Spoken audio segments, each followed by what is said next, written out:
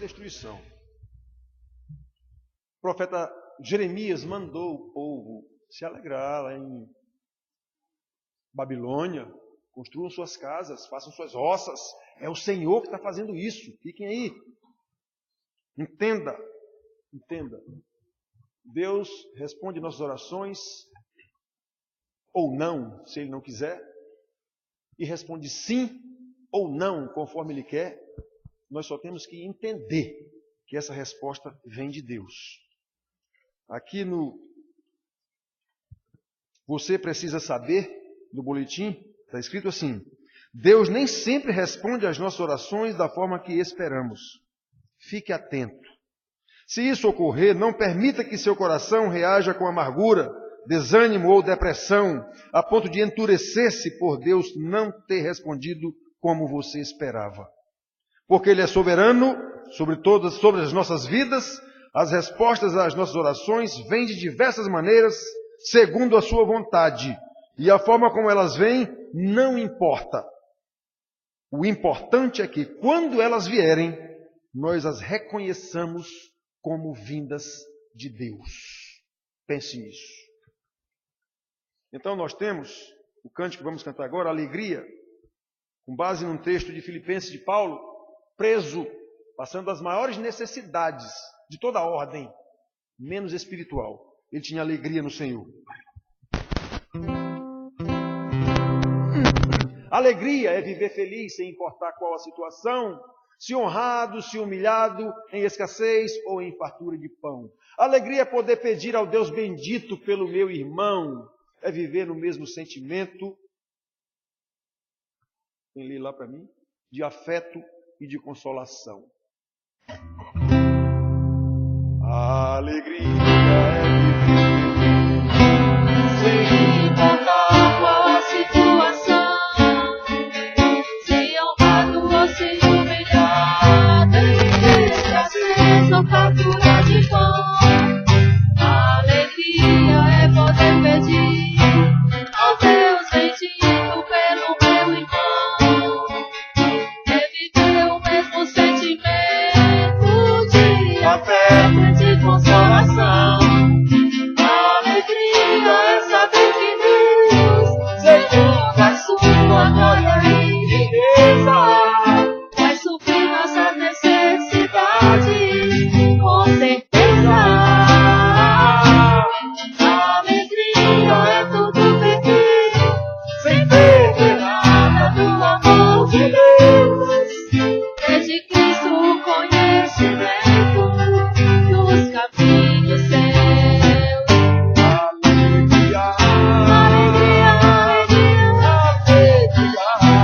alegria. Todo dia, essa alegria do Senhor nunca vai acabar.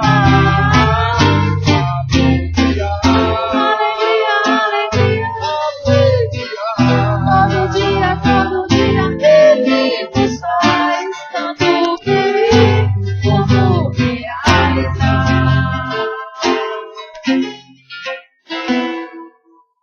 Oh, que maravilha, irmãos. Quando entendemos a graça de Deus nas nossas vidas, vemos essa graça mesmo nas ondas procelosas, mesmo nas tribulações, e sabemos que Deus está cuidando de nós. Por isso devemos louvar, honrar, magnificar. Magnificar. Lembra a palavra magnífico? O magnífico. Lembra o reitor da universidade? Esse é o título que se lhe dá. Vossa magnificência. Ou seja, alguém que está no topo da universidade. Magnífico. Pois é, magnífico mesmo é Deus. Magnifiquemos ao Senhor. Magnifiquemos ao Senhor, ao Rei que é digno de louvor.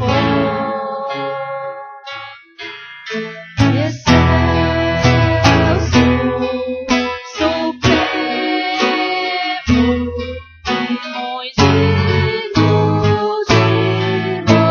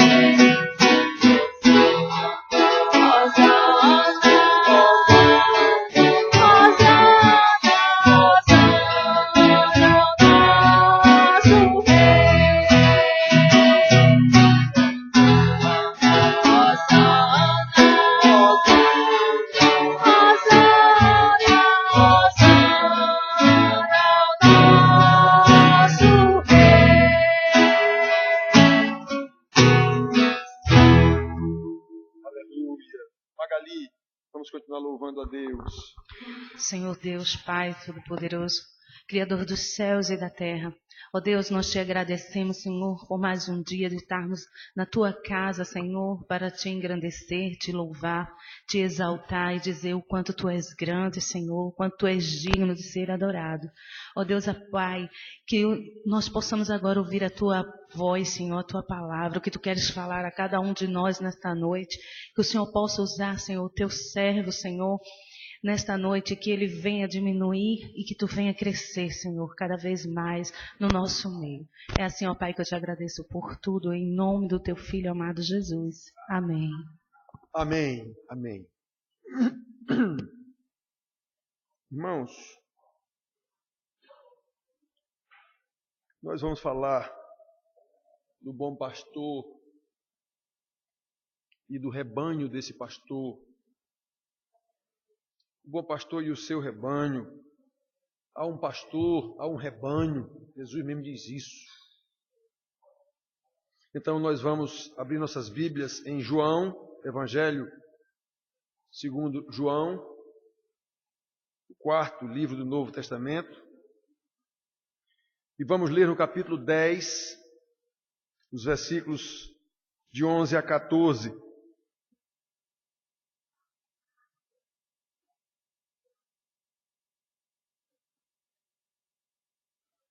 Evangelho de João, capítulo 10, leremos os versículos de 11 a 14, palavras do Senhor Jesus, que diz assim: Eu sou o bom pastor. O bom pastor dá a vida pelas ovelhas. O mercenário, que não é pastor, a quem não pertencem as ovelhas, vê vir o lobo, abandona as ovelhas e foge. Então o lobo as arrebata e dispersa. O mercenário foge porque é mercenário e não tem cuidado com as ovelhas. Eu sou o bom pastor, conheço as minhas ovelhas e elas me conhecem a mim. Só para reforçar, o versículo 27 mais na frente diz assim: As minhas ovelhas ouvem a minha voz, eu as conheço e elas me seguem. Que Deus nos conceda graça para entender a sua palavra, sempre de exortação, sempre de admoestação, para que andemos nos seus caminhos, conforme o ensinamento que Ele nos deixou nas Sagradas Escrituras. Então, irmãos, como nós lemos aqui, foi o próprio Senhor Jesus que se qualificou como pastor.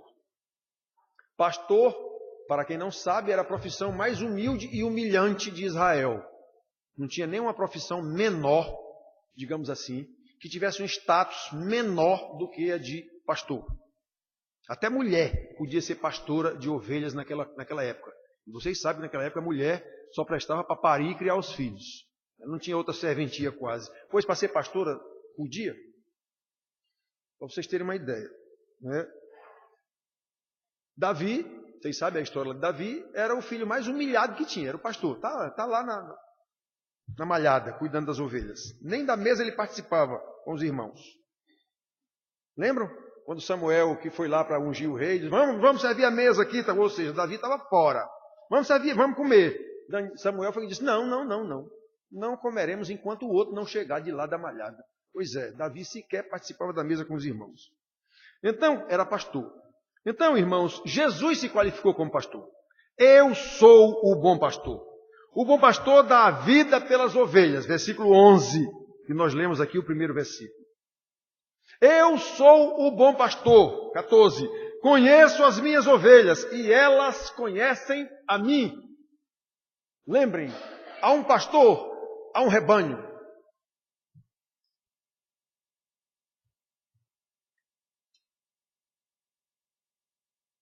De fato, irmãos, sabemos que o Senhor Jesus deu a vida pelas suas ovelhas na cruz do Calvário.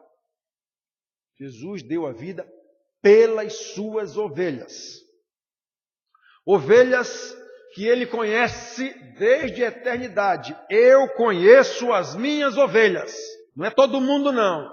Eu conheço as minhas ovelhas. Ele conhece essas ovelhas desde a eternidade. A questão é: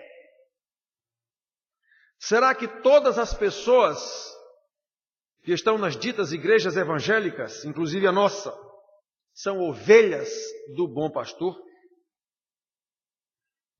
Será que essas ovelhas conhecem realmente o pastor? Irmãos, essa pergunta é terrível, porque a resposta é mais terrível ainda. Não. Nós sabemos disso.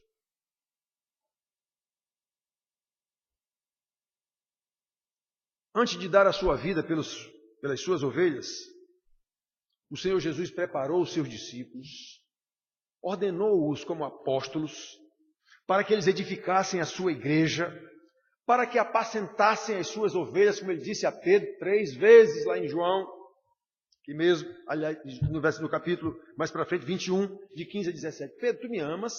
Sim, Senhor. Apacenta as minhas ovelhas. Pedro, tu me amas? Sim, Senhor. Pastoreia as minhas ovelhas. Pedro, tu me amas? Sim, Senhor. Apacenta as minhas ovelhas. Jesus não estava falando de ovelha animal irracional. Ele estava falando dos salvos. Ele estava falando dos seus eleitos. Os apóstolos, por sua vez, Jesus deu a vida por essas ovelhas, formou os seus discípulos e nomeou-os, ordenou-os como apóstolos, e esses apóstolos, por sua vez, também perderam a vida pastoreando o rebanho do Senhor. Perderam a sua vida por causa da pregação do Evangelho que arrebanha as ovelhas do Senhor. Tanto as que ainda estão fora, que ainda não se converteram, como as que já estão convertidas e continuam sendo admoestadas, continuam sendo exortadas para andar e crescer em santidade de vida pelo conhecimento crescente, cada vez mais crescente, da doutrina do Senhor. Eles perderam a vida por causa disso. Enquanto apacentavam as ovelhas do Senhor e pregavam o Evangelho e fortaleciam os irmãos na doutrina, foram mortos. Assim como o bom pastor deu a vida pelas suas ovelhas, os pastores que o sucederam também deram a vida para cuidar das ovelhas do Senhor. Paulo, quando diz a Timóteo, conjuro-te a pregares o Evangelho, esse conjuro quer dizer isso, ainda que tu morras, não para de pregar este Evangelho. Irmãos, segundo o ensino do Senhor Jesus e dos seus apóstolos, todo pastor verdadeiro é alguém que se afadiga no estudo da palavra para poder ensinar as ovelhas do Senhor. Ele tem que ralar para estudar, ele tem que ter responsabilidade com a vida dessas ovelhas do Senhor que ele pastoreia. Estudo e ensino da palavra, a fim de conduzir essas ovelhas do Senhor Jesus de acordo com a sã doutrina. Detalhe, como Paulo ensinou a Timóteo, não importando se esses irmãos da igreja estão interessados ou não em ouvir. Como o Senhor mandou Ezequiel, vai lá pregar, não interessa se eles não querem ouvir, vai lá pregar. Eles saberão que houve um profeta no meio deles.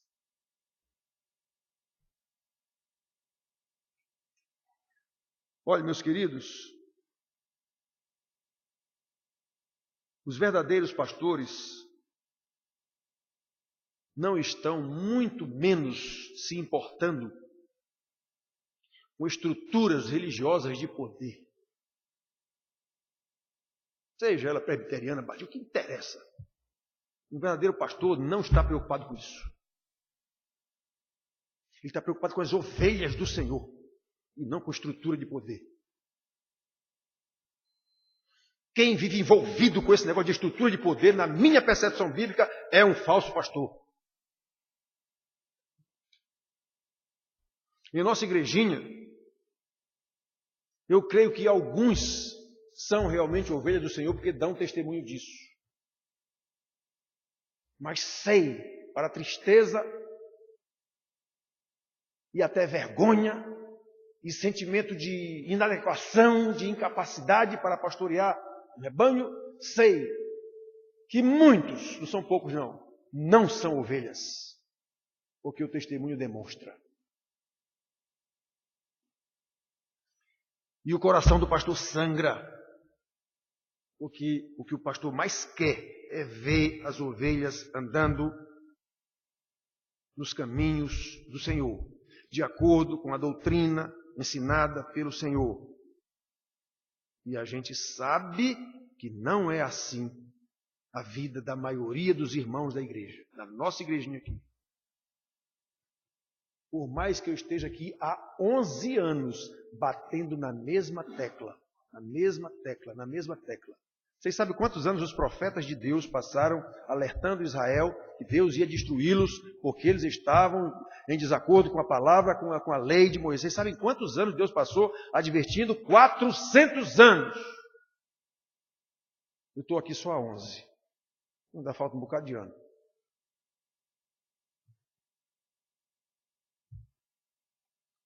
Eu creio que alguns, pelo próprio testemunho, pela preocupação, pelo temor a Deus, é o principal sinal. É o temor a Deus.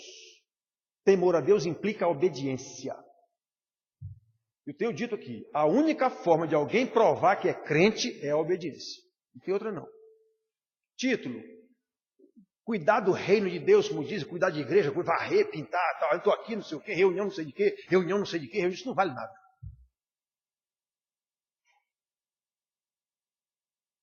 A esperança do pastor, irmãos queridos, é que todos os corações, e não apenas alguns, se voltem arrependidos para o Senhor Jesus, o bom pastor, que deu a vida pelas suas igrejas, para resgatá-las do fogo do inferno. Eu vim chamar pecadores ao arrependimento. Foi isso que Jesus disse. Foi isso que ele mandou os apóstolos ir pregarem. Paulo, quando testemunhou dos seus interrogatórios, já na sua condenação, disse isso. Estão me acusando de quê? O que foi que eu fiz? Perguntei para todo mundo. Eu preguei arrependimento para a salvação em nome de Jesus. Foi isso que eu preguei.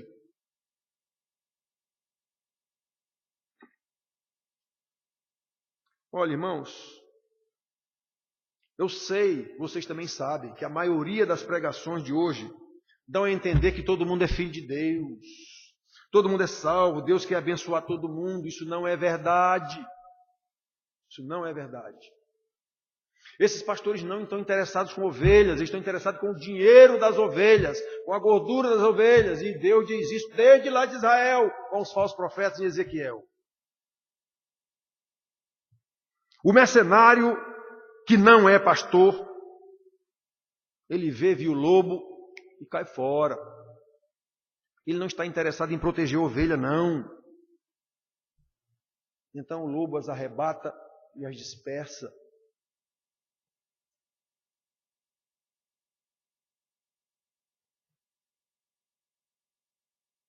O texto bíblico não deixa nenhuma dúvida, todo o texto bíblico não deixa nenhuma dúvida de que Deus sempre tratou com um povo específico. No Velho Testamento, esse povo foi Israel.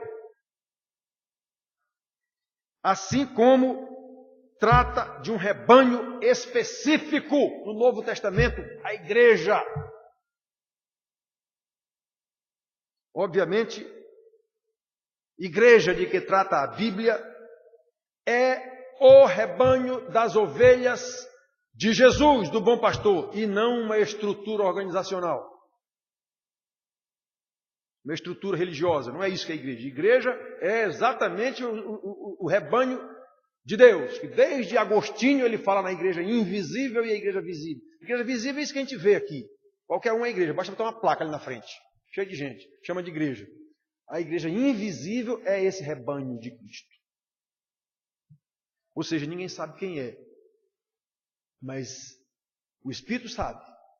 O pastor sabe, se ele está pastor, ele é um pastor constituído pelo Espírito Santo, ele sabe quem são as ovelhas do Senhor. O que é que a Bíblia nos ensina, irmãos, a respeito disso, nesse texto que Jesus está falando aqui? Eu sou o bom pastor. O bom pastor dá a vida pelas suas ovelhas. O mercenário não. O bom pastor conhece as suas ovelhas e as suas ovelhas também o conhecem. Eu já disse para os irmãos, às vezes conversando com algum irmão desses aqui de vocês, Os irmãos soltam cada uma, que eu digo, meu Deus do céu, esse irmão nunca aprendeu nada do que eu ensino aqui há 11 anos.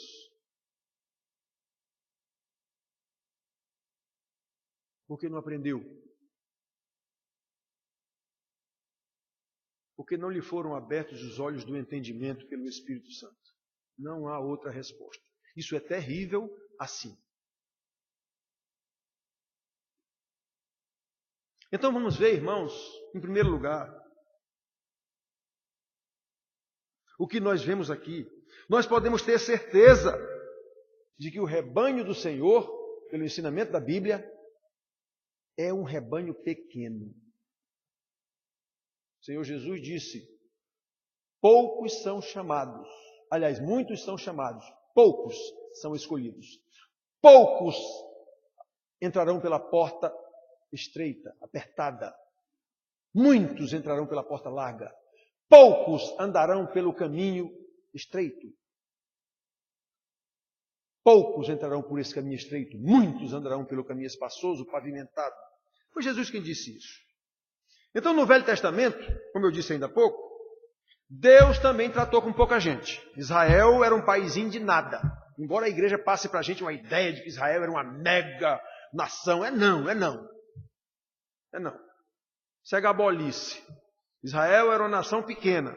Teve momentos de apogeu? Teve, mas sempre foi uma nação pequena. Vocês terem uma ideia, na história dos países que oprimiram Israel de alguma forma, como o Egito, como a Assíria, não tem, a referência a Israel que tem lá é muito pequena. Você vê como Israel também era de pouca importância. As referências são muito pequenas que existem.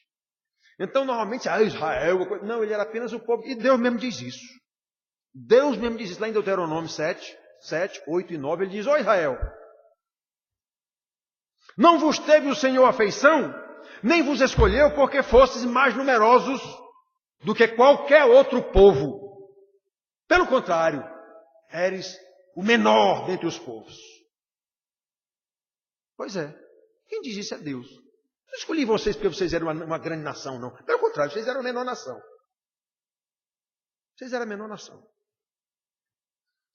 Se ele diz isso lá em Deuteronômio, através de Moisés. Em Amós, ele diz de novo. De todas as famílias da terra, somente a vós outros eu vos escolhi. Então reparem que Deus no Velho Testamento trata o tempo inteiro com um povo específico. Não é com o mundo todo. Eu tenho dito a vocês aqui, o Velho Testamento foi escrito para Israel. O Novo Testamento é escrito para a igreja. É escrito para o mundo inteiro, não. Só quem vai entender, no Velho Testamento, só quem entendeu eram aqueles que faziam parte dos filhos de Abraão, ou seja, os que entenderam a revelação contida na lei que levava a Jesus Cristo. Somente esses foram salvos. E no Novo Testamento, o que está escrito em ensinamento aqui também é para a igreja. Só quem vai entender são os eleitos de Deus, a igreja. Este meu pequeno rebanho.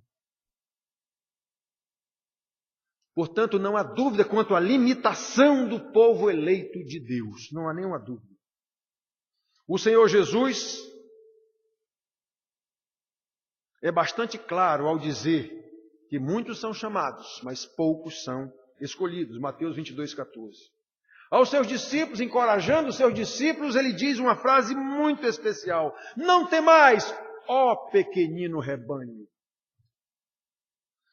Porque Deus se agradou em dar-vos o vosso reino. Pequenino rebanho, o reino de Deus. Lucas 12, 32. Irmãos, o rebanho do Senhor é pequeno. Tão pequeno que lá em Isaías, de forma metafórica, ele diz que eu carrego vocês como o pastor carrega os cordeirinhos no braço. Isaías 40, 11. Diferentemente do que apregou os mercenários, como alerta o Senhor Jesus, aqueles que não têm nenhum compromisso com o rebanho, aqueles que exploram o emocionalismo das pessoas, que enchem as supostas igrejas, entopem as supostas igrejas de supostas ovelhas também, falsas igrejas de supostas ovelhas, cheias de arrogância, de orgulho e pretensão. Somos filhos do rei. Ele quer nos dar o seu tesouro, Ele quer nos dar riqueza, Ele vai nos abençoar. Alguém fala em arrependimento? Não. Alguém fala em pecado? Não. Alguém fala em inferno? Não. Eu já disse para vocês, Jesus falou muito mais no inferno do que no céu. Jesus falou muito mais sobre o inferno, alertando os seus discípulos, do que no gozo que tinha no céu.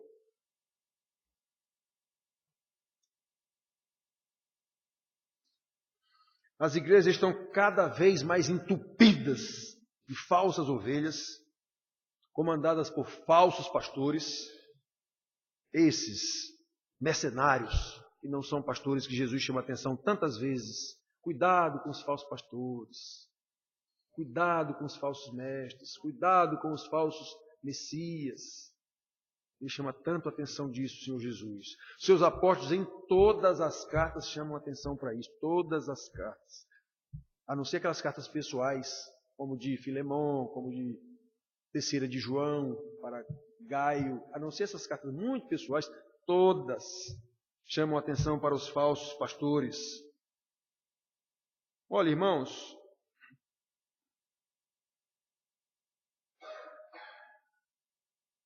saber que o rebanho do Senhor é pequeno deve nos humilhar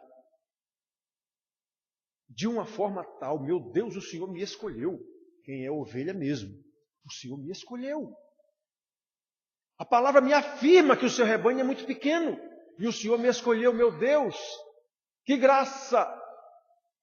Meu Deus, eu agora vou fazer o que o Senhor mandar, porque agora o Senhor habita em mim, conforme a Bíblia ensina. Eu agora tenho que dar testemunho desse evangelho para alcançar outras ovelhas como eu fui alcançado. Meu Deus! E não, eu sou filho do dono do mundo. Eu não sou dono do mundo, mas eu sou filho do dono. Eu agora sou poderoso, dono do ouro e da prata.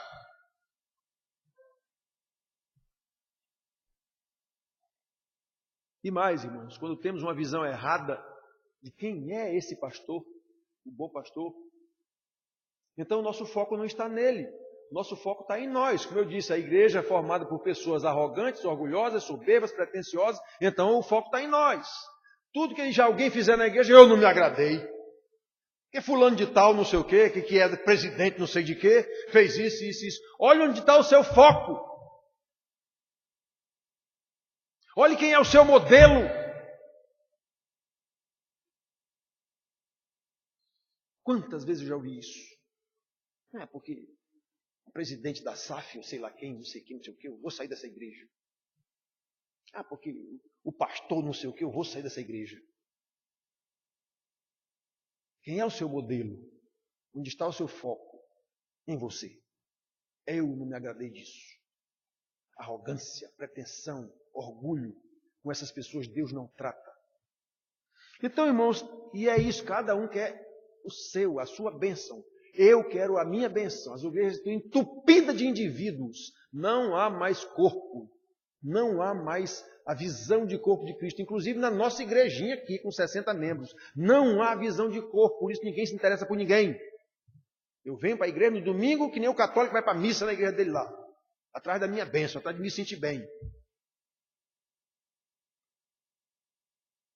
Vocês sabem quantas vezes eu já chamei a atenção aqui por causa de algum irmão necessitado. Irmão, quem é que vai ajudar o irmão tal?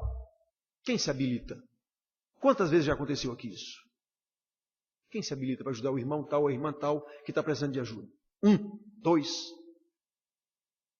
3, no máximo. O resto, e sou ovelha de Cristo. Sou crente. Por isso que eu disse, o pastor sabe. O pastor constituído pelo Espírito Santo, assim como Jesus disse, o bom pastor conhece as suas ovelhas.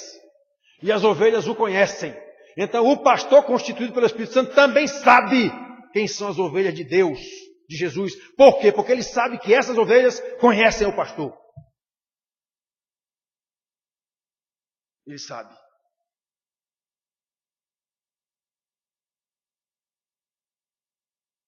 Olhem para Jesus, irmãos.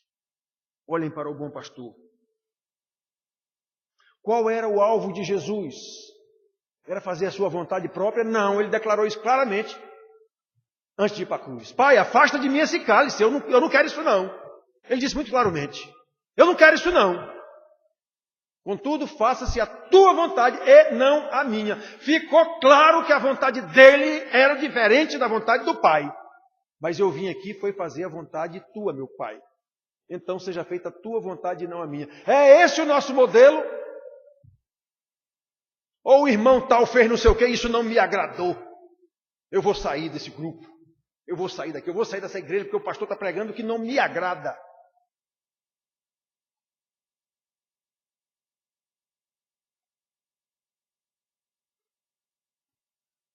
Quais são os seus alvos? Olhem para a chamada igreja evangélica. E eu não excluo a nossa disso. Onde estão os seus tesouros? Quantos nesse mundo de trevas estão interessados em fazer a vontade do Pai? Como é que a gente sabe os que estão interessados em fazer a vontade do Pai? Obviamente são aqueles que estão interessados em aprender qual é essa vontade.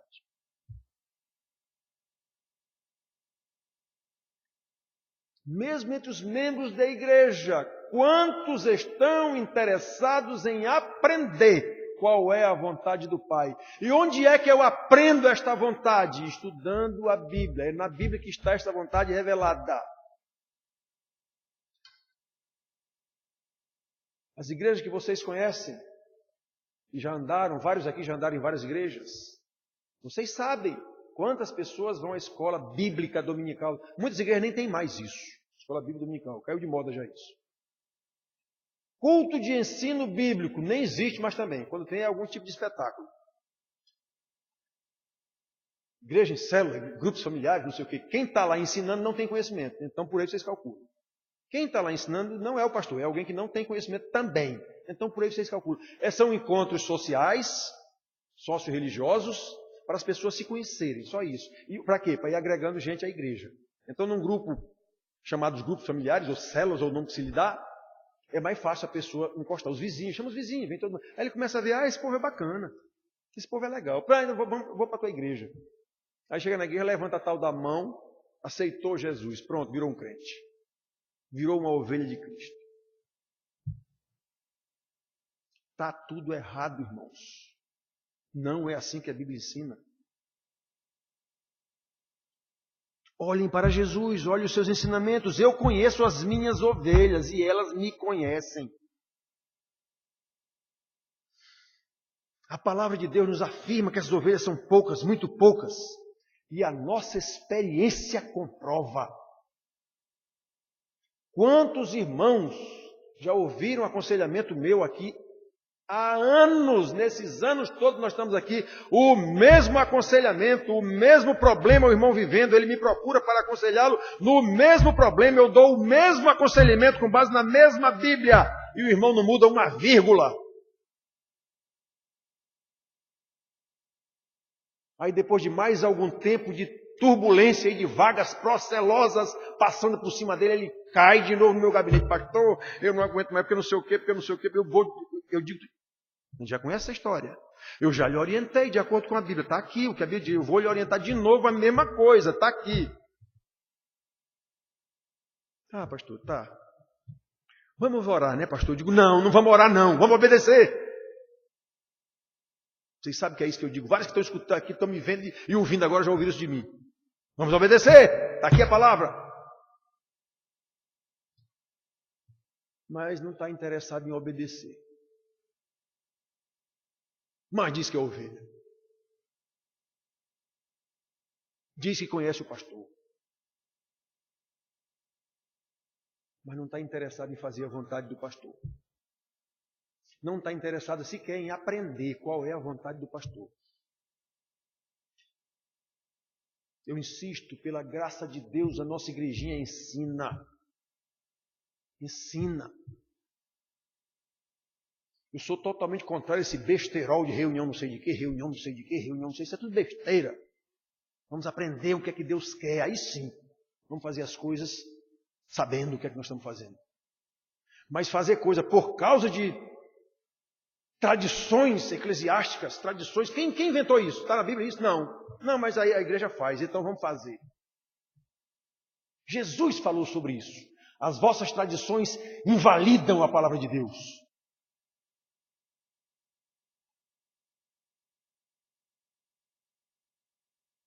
Qual é a base bíblica de tanta reunião não sei de quê? O que é que se aprende em tanta reunião não sei de quê? O que é que se põe em prática de tanta reunião não sei de quê? Nada.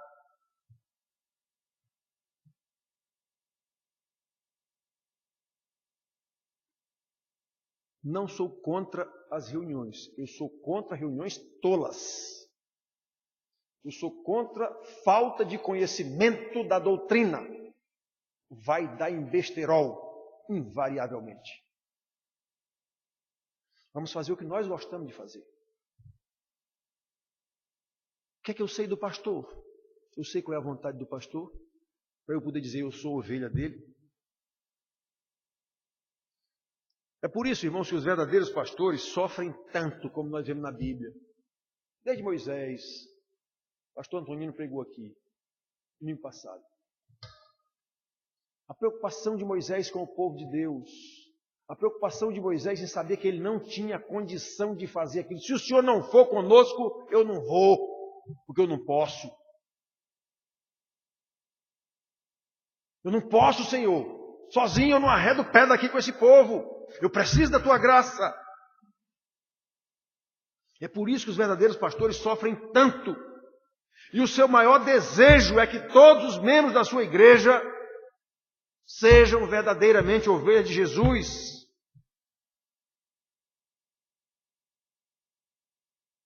Porém, os verdadeiros pastores são conscientes de que aqueles que andam de conformidade com o mundo, que estão interessados mais nas coisas do mundo, não são ovelhas de Jesus. Estão na igreja, mas não são ovelhas de Jesus. É por isso que não aprendem, porque não estão interessados em aprender. É por isso que não põem em prática, porque não são ovelhas de Jesus. Irmãos, isso é terrível para o coração de um pastor. É como um pai criar um bando de filhos desobedientes que só dá problema para ele. Metido com droga, com não sei o quê. É mais ou menos assim. O sofrimento de um pastor verdadeiro é o mesmo. De um pai e de uma mãe de família que tem filhos drogados, prostituídos. É o mesmo sofrimento. Então, meus filhos, lembrem disso. Em primeiro lugar, nós podemos ter certeza que Jesus veio aqui buscar um rebanho específico. E ele disse, esse rebanho é pequeno. Poucos são os eleitos. Em segundo lugar, já falamos aqui das mesmas palavras de Jesus, esse rebanho é conhecido. Jesus não veio aqui pescar. Quem será que eu pego? Quem quer aceitar? Quem quer aceitar? Vamos fazer uma festa aqui, vamos organizar uma peça teatral aqui para que a gente convença essa pessoa a entrar na nossa igreja. Não, ele veio buscar um rebanho específico, ele já sabe quem é. Eu conheço as minhas ovelhas.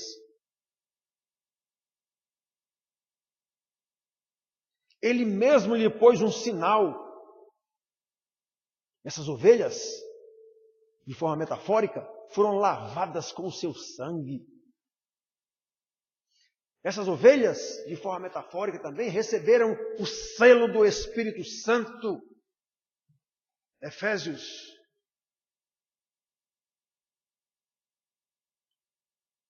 Capítulo 3, versículo 12. Receberam o selo do Espírito Santo. Essas ovelhas têm o penhor do próprio Espírito Santo, que é a garantia de que elas chegarão ao reino de Deus. Efésios 3,14.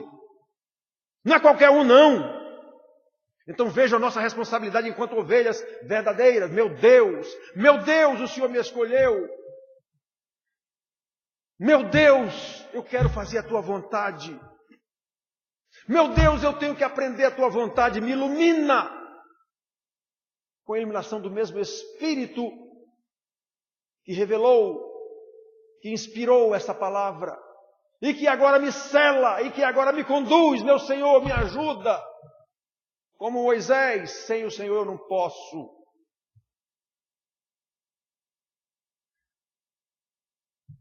São esses que são ovelhas do Senhor. E eu afirmo para vocês, quem não for assim, não é ovelha do Senhor. Ele é religioso, faz parte de uma igreja, mas não tem a menor diferença de quem faz parte de um terreiro de macumba. Eu vivo dizendo para vocês isso aqui, isso é grave, é sério, é terrível. Pois é, mas é isso que a Bíblia diz.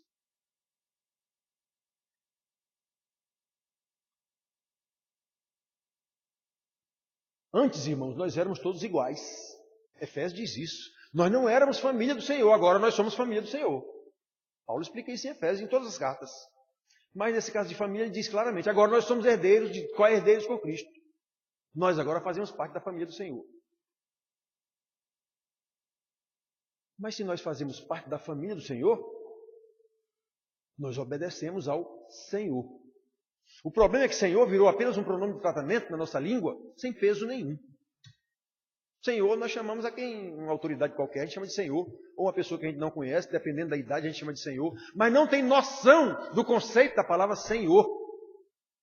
Senhor é alguém que é dono, é alguém que tem todo o poder sobre aquilo que é sua propriedade. Lembra de senhor de escravos, que botava o escravo num tronco e mandava açoitar até morrer, se fosse o caso, que furava o olho do escravo, se ele quisesse, que cortava a orelha do escravo, se ele quisesse. Então aí vocês têm uma noção do que é o poder que está no conceito da palavra Senhor. Mas nós não temos mais essa noção, nós perdemos totalmente essa noção. Virou apenas um pronome de tratamento, Senhor. Mas o crente que é crente, ele sabe o que é Senhor. Ele sabe que esse pastor está conduzindo um rebanho específico. Ele sabe que esse pastor é o Criador, que se humilhou exatamente para vir buscar o seu rebanho. Ele sabe que ele é Senhor da vida e da morte, da saúde e da doença, de anjos e de demônios, da bênção e da maldição, do céu e do inferno. Quem é ovelha sabe disso.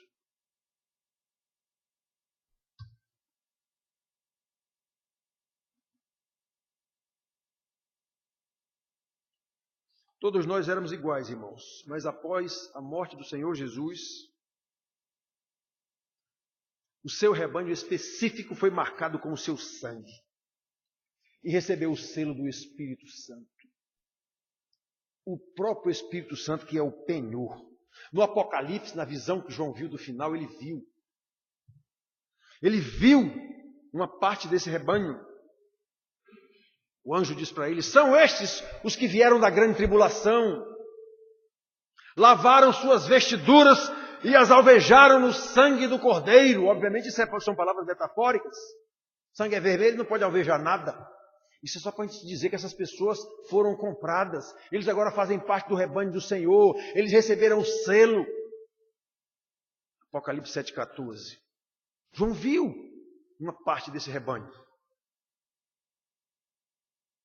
O rebanho que neste mundo tem a marca do Senhor, tem o selo do Senhor. E esse selo, esse sinal é reconhecido pelo andar na direção do Espírito Santo. Esse selo é reconhecido pela obediência à palavra de Deus. Esse selo é reconhecido pelo interesse em aprender essa palavra de Deus, para saber qual é a vontade de Deus, vontade que Ele vai se esforçar para pôr em prática, se esforçar ainda por cima, fortalecido no poder do Senhor. Efésios capítulo 6, versículo 10. Fortalecido no Senhor e na força do seu poder. Irmão, não pode ser diferente disso, irmãos. Igreja que não tiver essa visão é falsa igreja. Pastor que não tiver essa visão de ensinar seu rebanho, chamando o tempo inteiro, exortando a fazer o que é certo, admoestando para não fazer o que é errado, não é um pastor verdadeiro. Nós somos pecadores e continuaremos pecadores até Jesus voltar. Estamos em processo de santificação. Como diz Paulo, nos despindo a cada momento do velho homem, formado segundo Adão em pecado. E nos revestindo do novo homem, formado em Cristo sem pecado. É um processo.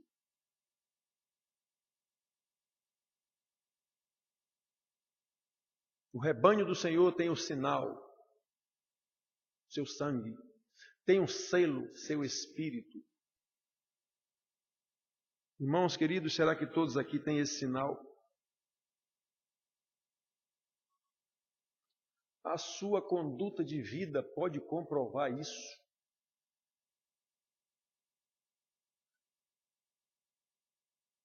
Será que você que antes de entrar na crença era atraído pelas coisas deste mundo, mudou alguma coisa? Agora você está muito mais interessado nas coisas lá do alto. Agora você está muito mais interessado em ser transformado pela mudança da sua mente, como Paulo ensina lá em Romanos capítulo 12, versículo 2. Transformai-vos pela renovação da vossa mente. O que é isso? Os seus valores que você tinha segundo o mundo, mude para os valores agora segundo as coisas do reino. E onde estão esses valores segundo as coisas do reino? Na Bíblia. Não estão em outro lugar. Estão no ensinamento do pastor? Não estão em outro lugar. A sua vida comprova isso. Antes meus valores eram as coisas do mundo. E agora? Será que agora os meus valores estão muito mais nas coisas lá do alto, dirigidas pelo Espírito Santo? Eu vivo dizendo para os irmãos aqui, qual é o pai aqui e mãe que está mais interessado em ensinar as coisas da Bíblia para o seu filho do que as matérias do colégio dele?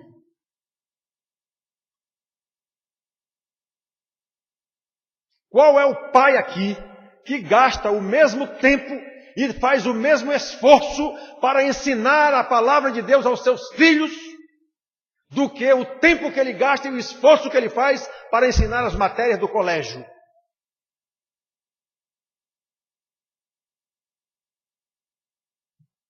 Nenhum. Vocês sabem disso. E como o pastor sofre por saber disso. Eu quero é que meu filho se forme e vire um doutor, médico, engenheiro, advogado. Agora conhecimento do Senhor. Isso aí, ele já vai para a escola dominical e chega a qualquer hora. Não tem mais esse. Tanto faz.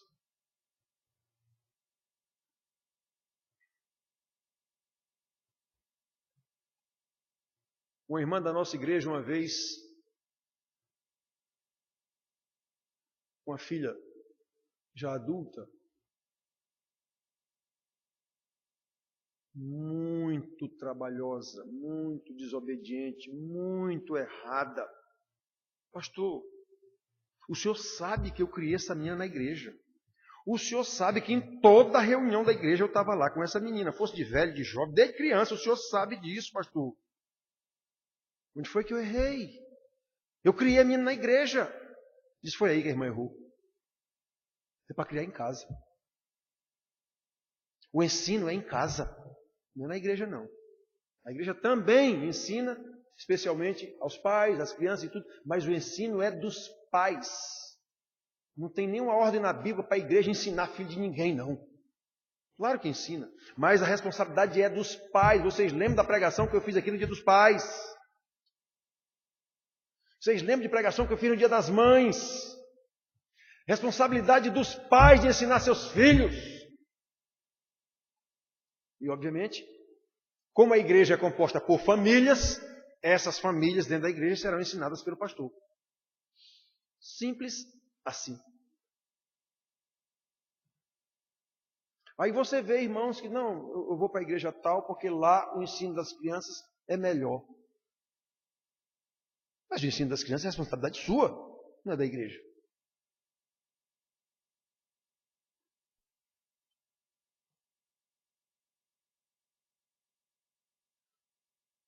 Irmãos, meus filhos,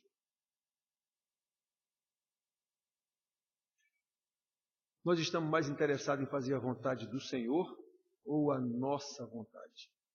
Isso tem que ser um questionamento íntimo e honesto.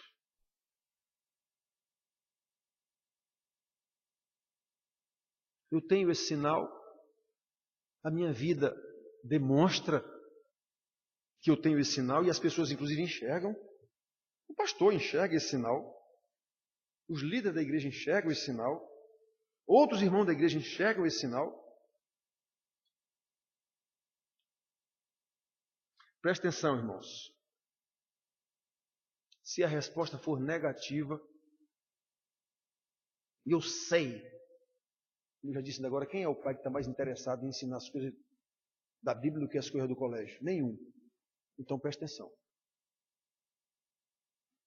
Vocês têm esse sinal do sangue de Cristo, de transferir isso para os seus filhos, de se responsabilizar por transferir seus filhos?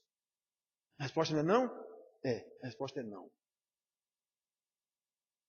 Então, meus filhos, não há outra palavra, arrependam-se. Arrependam-se.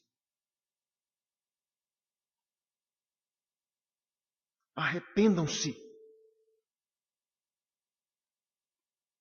Clame pela graça do Senhor. Clame pela sua misericórdia que se renova a cada dia. Quantas vezes eu já disse isso aqui? Lute, se esforce, confronte seus filhos, vai dar problema? Vai. Mas se você não os confrontar e não transmitir a eles os valores do reino de Deus, o seu problema vai ser muito maior quando ele estiver adulto. Quantas vezes eu já disse isso aqui? A frase de alguém em algum livro que eu já li: faça seu filho chorar enquanto ele é pequeno, ou ele fará você chorar quando ele for grande.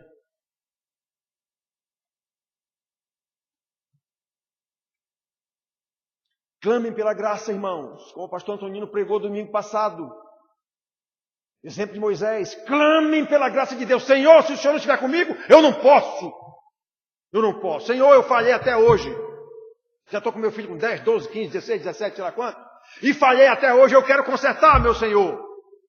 E sei que não posso. E mais, quando eu começar a consertar, Senhor, vem uma vaga procelosa que vai passar por cima de mim. Porque na altura do campeonato desse, se você resolver confrontar seus filhos, até os familiares, todos serão contra você. Seu próprio cônjuge será contra você. Vem uma vaga procelosa para cima de você. Pois é. Mas tenha coragem. Não julgue tudo vão. Conte as bênçãos. Em especial a bênção do arrependimento. E a bênção da força que Deus lhe dará para seguir adiante na decisão de obedecer o Senhor. Eu conheço minhas ovelhas. E elas me conhecem.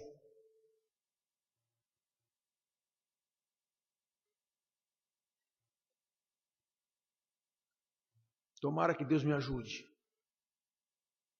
Mas ainda que eu morra de fome, jamais serei um pastor falso para pregar o que os irmãos querem ouvir.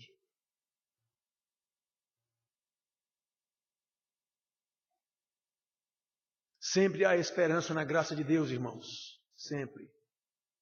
Enquanto houver vida aqui nessa terra, a esperança na graça de Deus tem que ser mantida. Senhor, me ajude, eu não posso, eu preciso da tua graça. Eu sou um pecador miserável, Senhor, tenho falhado, me ajuda. Vocês não sabem quanto eu faço essa oração todo dia e em quase todos os momentos. Senhor, me ajuda. Eu não posso, me ajuda.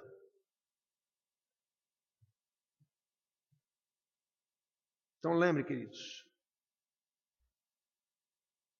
Em primeiro lugar, o rebanho do Senhor é pequeno. Em segundo lugar, o Senhor conhece esse rebanho dele. E em terceiro lugar, esse rebanho do Senhor o conhece também e está sempre junto. Como nós sabemos, todo rebanho de ovelhas anda junto, sob os cuidados de um pastor. As ovelhas de Jesus também são assim. As ovelhas de Jesus não se dispersam pelo mundo. As ovelhas de Jesus não saem da igreja para ir dar uma volta no arraial do mundo e saber o que é que está acontecendo pelo mundo. Não se deixa levar pelas ilusões do mundo. As ovelhas de Jesus jamais darão ouvido a esses pastores que ele chama aqui de mercenários, Jamais. Minhas ovelhas não serão enganadas. Virão falsos mestres, virão falsos messias, virão falsos profetas com poderes, sinais, maravilhas e enganarão a muitos, menos as minhas ovelhas. Enganarão a muitos, se possível, os meus eleitos. Esse se possível, os eleitos, quer dizer, os eleitos, não é possível enganá-los. Então as ovelhas de Deus não dão ouvido a falsos pastores, não dão ouvido a falsas pregações, a pastores mercenários.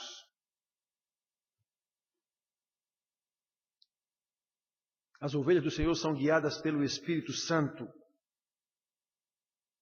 pelo cuidado de pastores constituídos também pelo Espírito Santo. Lembra de Paulo na sua oração, na sua pregação, no seu ensino último aos pastores de Éfeso, aos presbíteros de Éfeso, Atos 20, 28. Pastoreai o rebanho do Senhor que há entre vós, para o qual o Senhor vos constituiu, o Espírito vos constituiu bispos, para pastoreardes as ovelhas de Deus que Ele comprou com o seu sangue.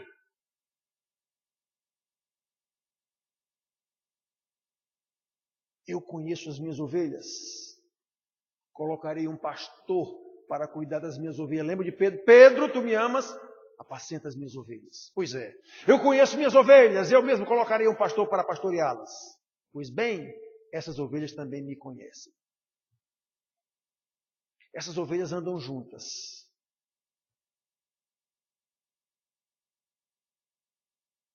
Essas ovelhas têm o mesmo objetivo de crescer em santidade de vida pelo conhecimento da doutrina, que se dá pelo estudo da palavra. Invariavelmente, essas ovelhas estarão alicerçadas no conhecimento da doutrina, até o dia em que terão a mesma estatura, a estatura do varão perfeito. Paulo explica isso lá em Romanos 8, 12, Romanos 8, versículo 29 e 30. Aqueles que ele predestinou, a estes também chamou. Aos que chamou, também santificou. Aos que justificou, e a estes também glorificou. Paulo dá isso como tudo já acontecido. Ele usa todos os verbos no passado.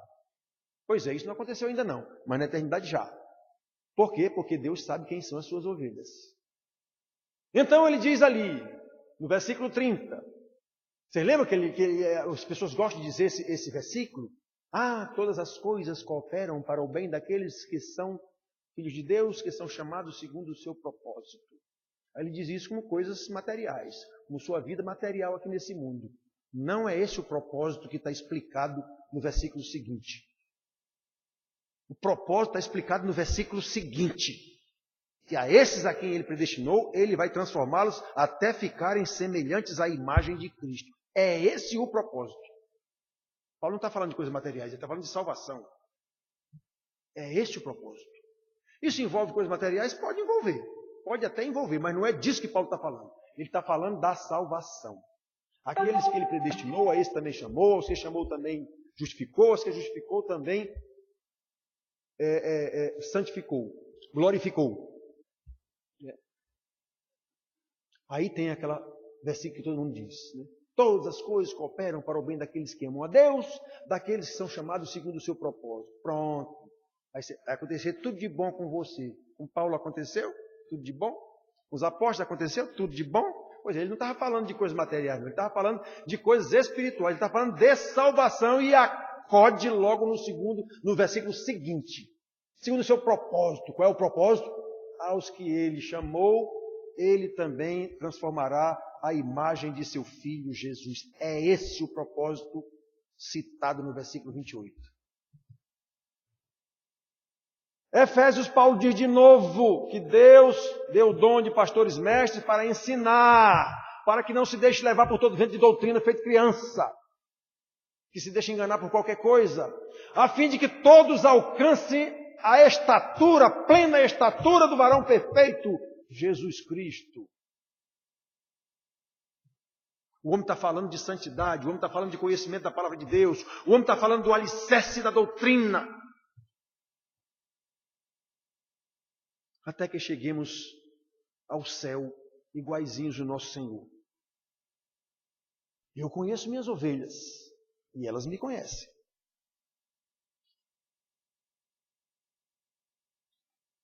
Será que todos aqui estão enquadrados, irmãos, nestas características das ovelhas do Senhor?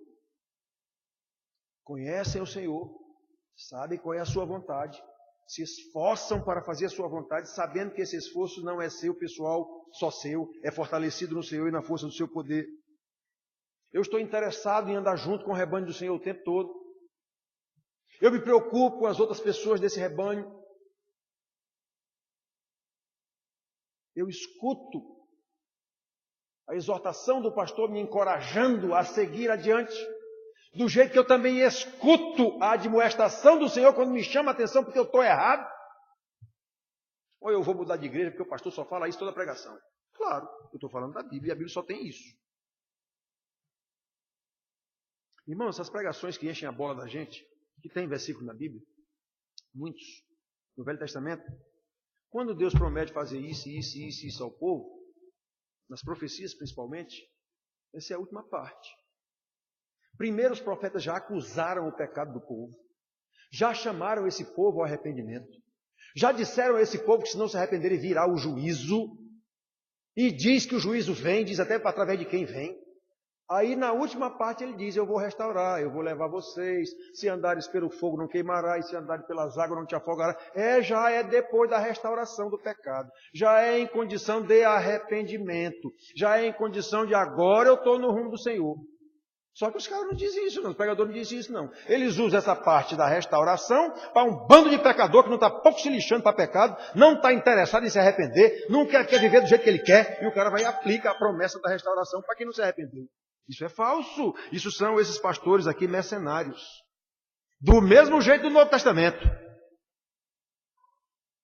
Do mesmo jeito as promessas de bênção no Novo Testamento, normalmente, porque de onde vêm essas bênçãos e por que vêm essas bênçãos, em que circunstância?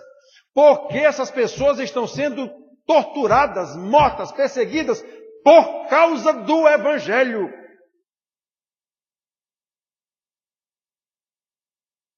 Não é porque é um mau funcionário, um mau patrão, um mau marido, um mau não sei o quê, um mau cidadão, não é por isso não. É por causa do Evangelho. Então aquelas promessas de que eu não te deixarei, não sei o quê, aquilo é para crente. Aquilo não é para religioso não, é para crente. Então essas promessas que falam, que mostram versículos da Bíblia, que levantam e que deixam a gente lá em cima, vá ver o contexto. Vá ver o contexto. Em todos os casos, essas promessas são para alguém que está sendo perseguido, torturado, morto, passando diversas necessidades por causa do Evangelho do Senhor. João, lembra de Apocalipse? João, achei-me na ilha de Pátimos por causa do Evangelho do Senhor. Não é porque você é um pecador, mau elemento, não. Mau sujeito, má pessoa, mau cidadão, que normalmente é a causa das nossas dificuldades. Normalmente. Quem é no Ocidente que nós conhecemos que é perseguido por causa de evangelho? Não tem.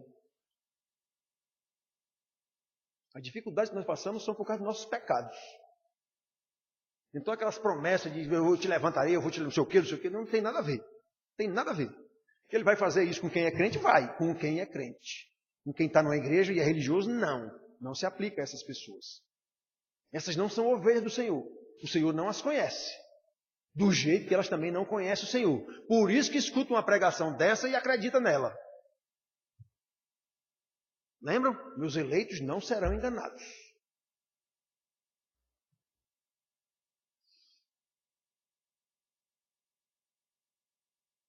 Olha, irmãos, o maior desejo de um pastor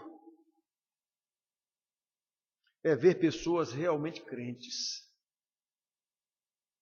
Pessoas que dependem totalmente da graça de Deus.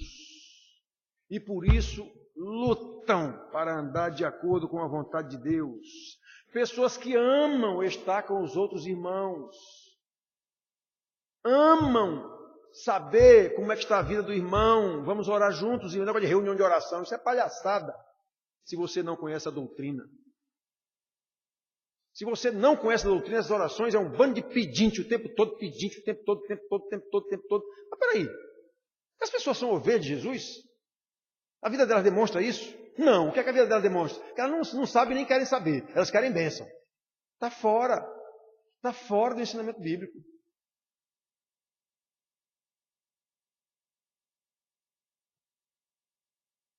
E quantas dessas pessoas são nutridas em seu emocionalismo? Eu vi isso muitas vezes. Pastores nutrindo essas pessoas emocionalmente, com oração pela irmã, para não sei o quê, pelo marido da irmã. Como é que a irmã trata o marido em casa? O pastor até sabe às vezes, mas fica nutrindo esse emocionalismo na reunião de oração. Não, Deus vai abençoar. Os filhos dá problema, essa irmã ensinou esse filho com o marido. Eles ensinaram conforme o pastor ensinou? Não. Aí agora vem aqui pedir, numa reunião de oração, para o pastor abençoar, consertar o filho dela. O pastor não é pai de santo.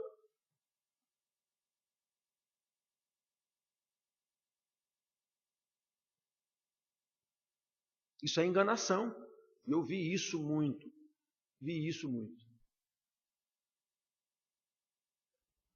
Irmãos em franca desobediência ao Senhor. Irmãos que levam a vida em pecado de desobediência deliberadamente. Continua com a vidinha do mesmo jeito. E vive nas reuniões de oração, o pastor ora por elas. Paulo fala, normalmente essas reuniões de oração só tem mulheres. Quase sempre. Paulo fala sobre isso. Mulherzinhas cheias de paixões, que aprendem, jamais chegam ao conhecimento da verdade. Está escrito na Bíblia isso. É isso que eu vejo nas tais reuniões de oração. Nunca vi nenhuma reunião de oração fundada na doutrina, no ensino. Vamos orar, mas de acordo com a doutrina. Não, é orar de acordo com os nossos desejos. Tiago também diz isso. Pedis e não recebeis, porque pedis mal. Pedis para usufruir do vosso próprio deleite. Quer dizer, eu quero é que o Senhor resolva o meu problema. É só isso que eu quero. Não de oração. Isso é engano. Então, como um pastor sonha em ver sua igreja? Como o pastor sonha em ver sua igreja? Pessoas realmente crentes, que dependem da graça de Deus, pessoas que andam de acordo com a doutrina, que amam os outros irmãos, todos juntos no ensinamento da palavra, a fim de que saibamos qual é a vontade de Deus, a fim de que nos edifiquemos mutuamente, a fim de que nos ajudemos mutuamente. Em oração, aí sim, em oração, de acordo com a palavra, seguindo a orientação, a direção do Espírito Santo que se dá através de um pastor constituído pelo Espírito Santo. Pessoas que sabem que podem contar com o amor de Deus Pai, que podem contar com a graça de Deus Filho, que podem contar com a condução e a comunhão do Santo Espírito, e isso se dá no conhecimento da doutrina, não tem outro jeito.